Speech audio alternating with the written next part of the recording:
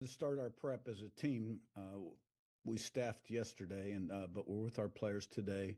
A huge challenge against a great Miami team. Very impressive, really, in all three phases. A lot of twitched up athletes playing fast, playing with a nasty edge. Coach Cristobal's done a great job. Offensively, quarterback Carson Beck really playing well.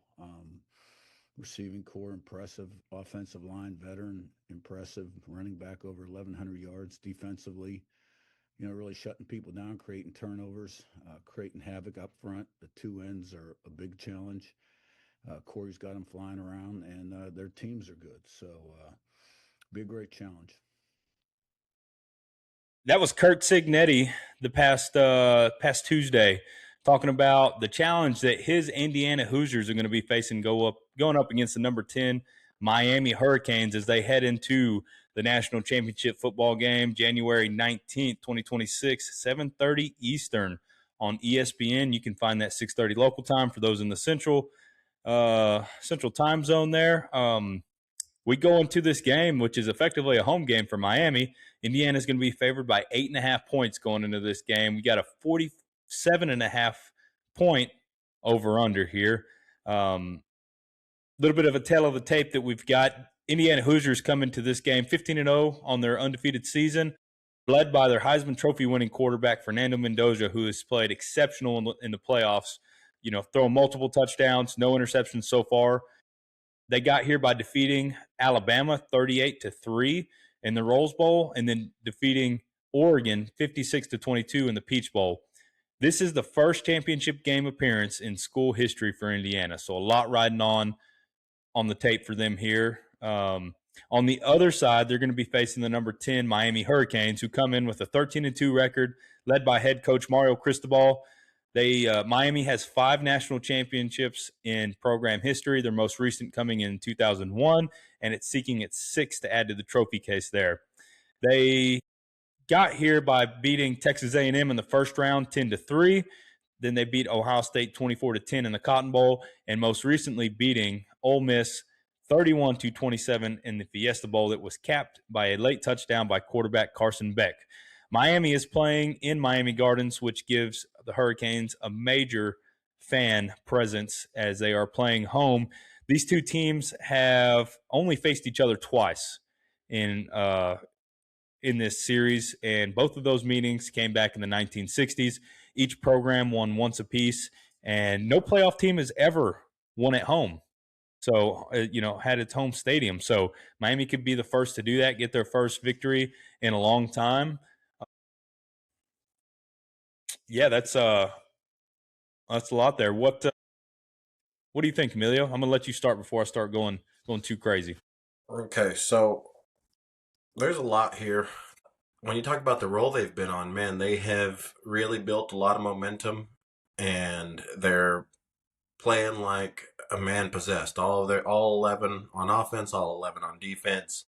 They have galvanized this group together. They've played probably tougher competition, not necessarily tougher, but more physical competition to their road to the championship than Indiana has, which I think a lot of people are putting a lot of stock into. At least I got a coworker that is a massive Miami Hurricanes fan, and I've asked him 3 different times, how are you feeling about this game? And his response is, Indiana hasn't played anybody, and y'all are going to find that out. And I'm like, oh, okay. Hey, that's it comes down to nobody expected this, or if you didn't expect Miami and Indiana to be playing in this national championship, you don't know ball, right? That's what a lot of folks are saying.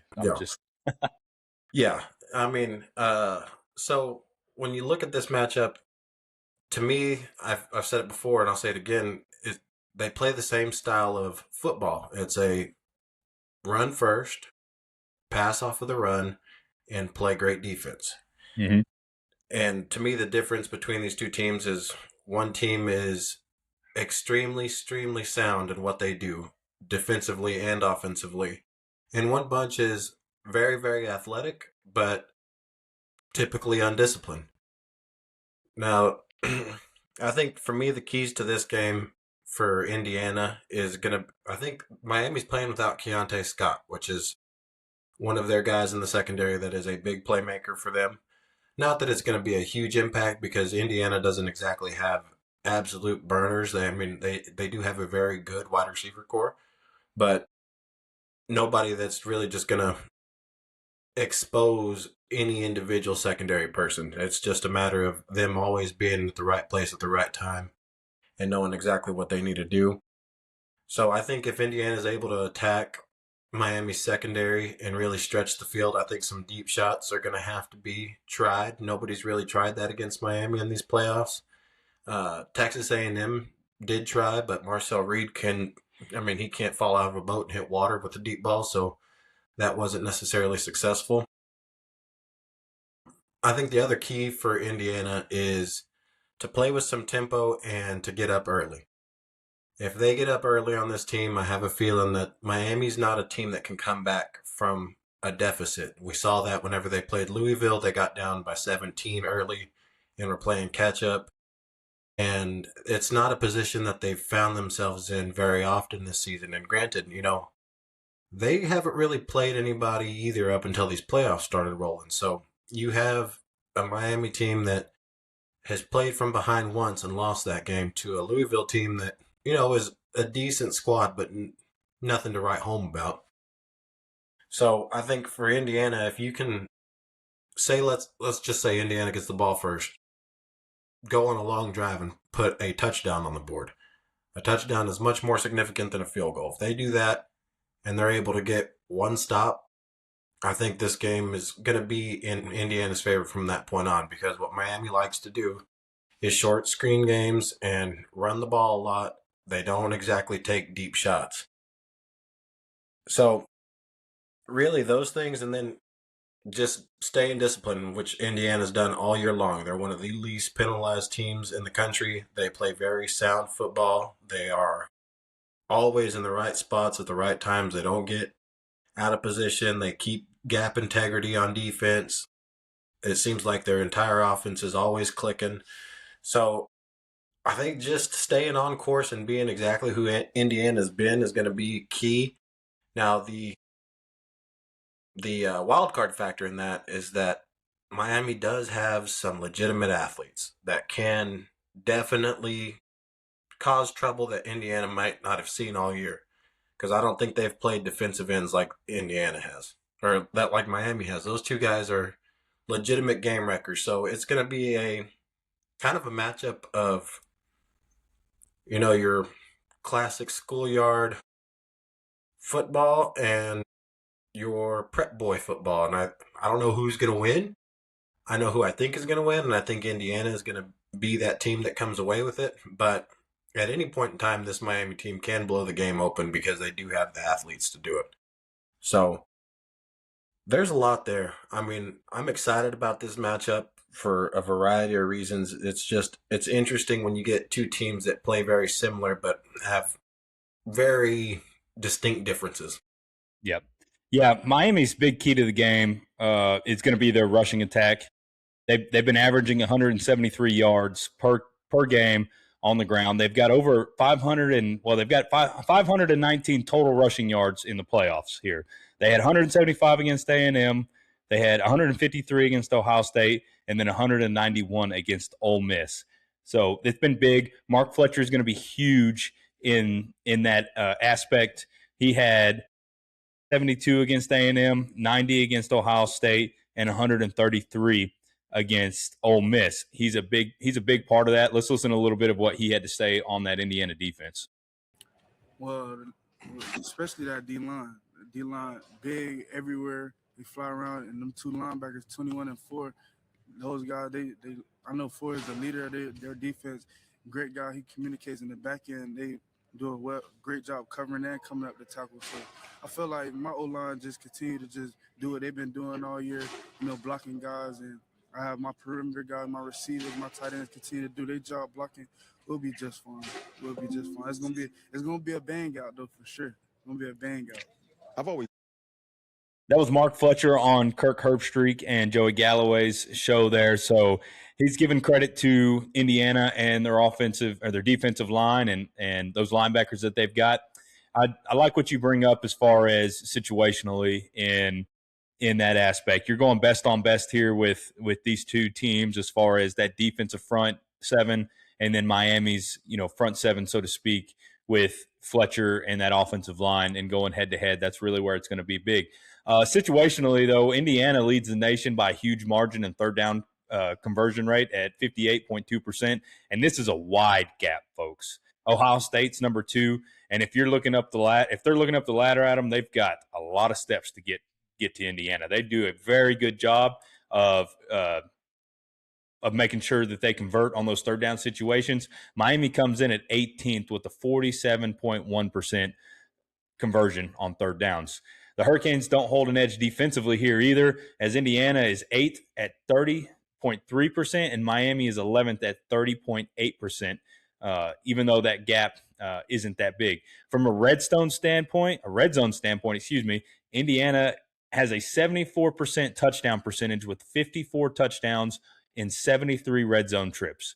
Miami has a 67.7% touchdown percentage with 42 touchdowns in 62 red zone trips. So once again, the Hoosiers are stronger on defense as well, holding opponents to just 9 touchdowns and 26 red zone attempts. That comes out to about 34.6% there. And the Hurricanes only allowed 32 red zone trips with a touchdown percentage of 53.1. Half of the time that a team gets in the end zone or in the red zone on the Hurricanes, they're getting into the end zone, right? And then a big part of this is Miami with the officiating crew. Miami plays about as disciplined as any service academy.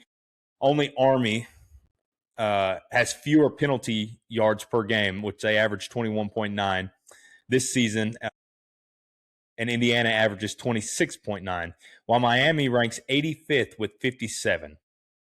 That's a huge gap there. You've talked about Miami being really undisciplined when it comes to it. You see it multiple times throughout the other games. They'd get right into midfield, and then they'd kick themselves in the foot with a false start, anything like that. So really, for me, big on big. I don't think it's so much prep versus backyard. I think both these teams are really physical. I think Indiana brings that physicalness to their playing style. They play that old school Big Ten football. It's something that you don't typically see when you look at these two teams of really what college football is nowadays, when they really want to spread the ball out and do that, get down the field, make explosive plays on the outside, run with their quarterbacks, a real dual threat quarterback. That's not really what we have here. Both quarterbacks are good at making things happen with their feet, but it's not what you would call dual threat quarterback, so to speak. So keys to the game for me, really easy. Miami cannot let Mendoza get comfortable. They have to get after him. If he gets into a rhythm like he did against Oregon, he's just going to pick them apart. It's just going to be easy. They must make it a grind-out game. They cannot hope to get into something that's easy for them, like letting Mendoza get comfortable and then want to go back and forth just scoring points, because that's just not going to work in Miami's favor, I don't think.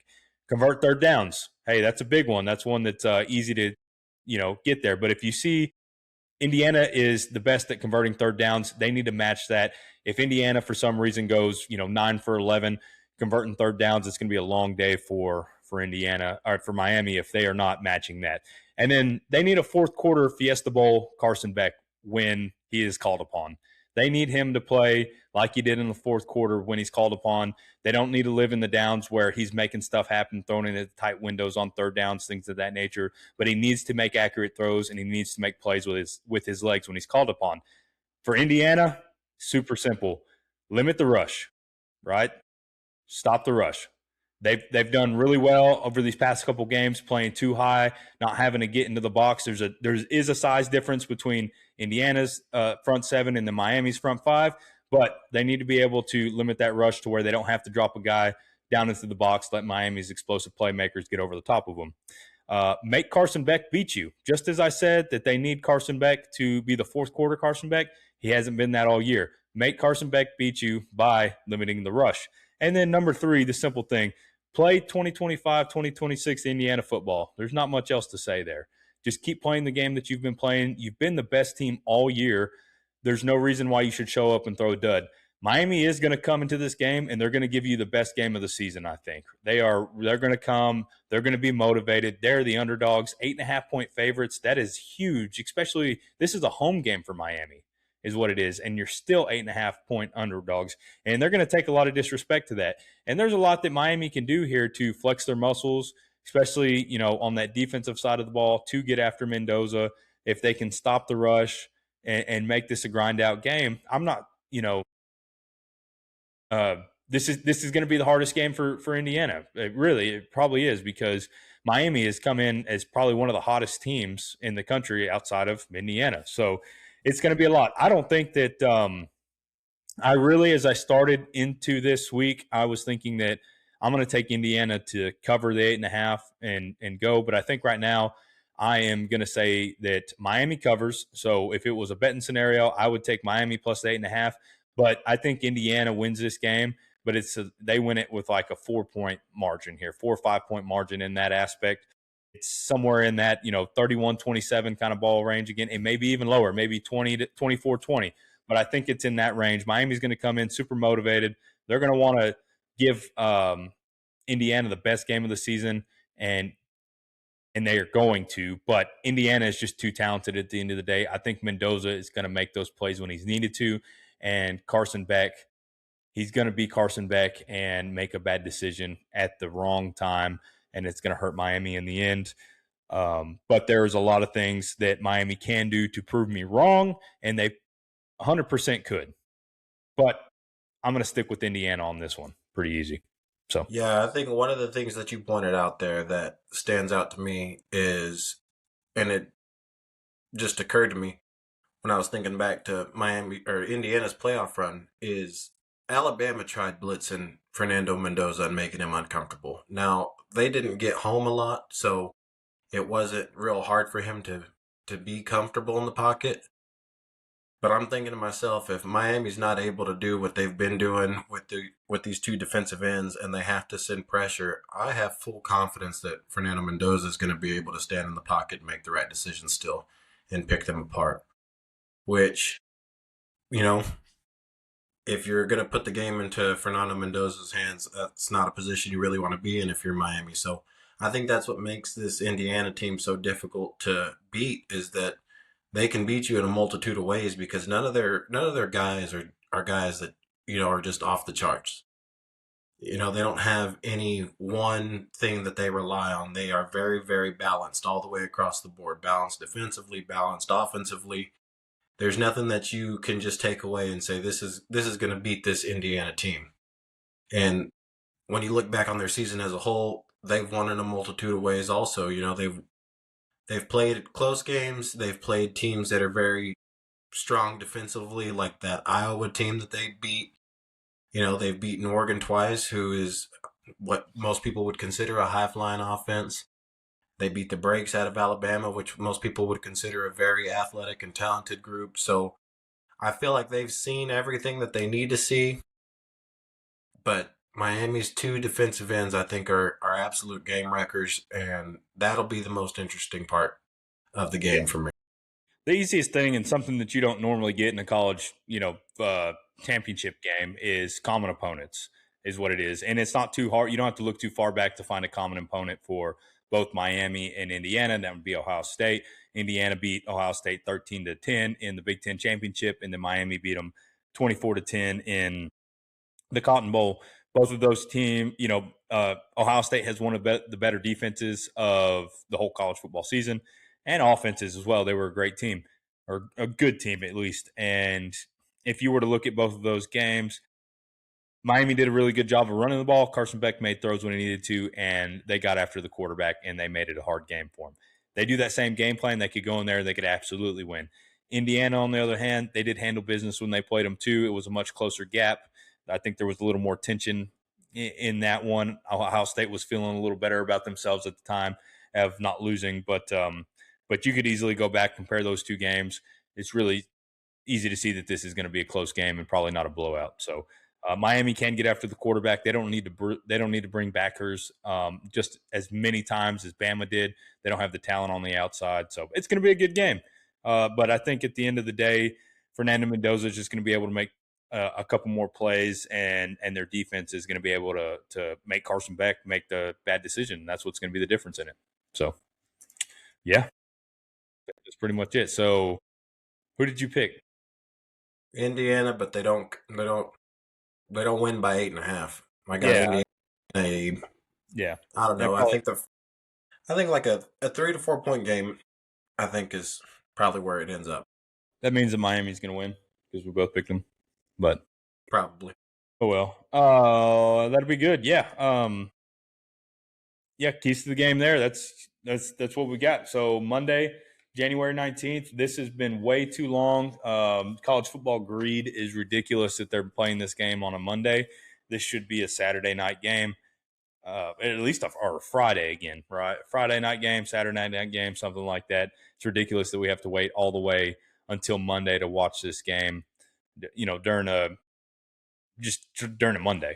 Nobody really likes watching football on Monday, right? I got Monday off, so I'm cool with it. But it's Monday night going into the next day. They need to figure out a better way to do this, work with the NFL.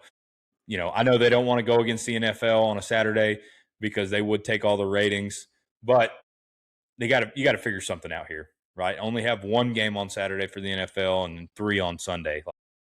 Work with it. The NFL is getting so much free.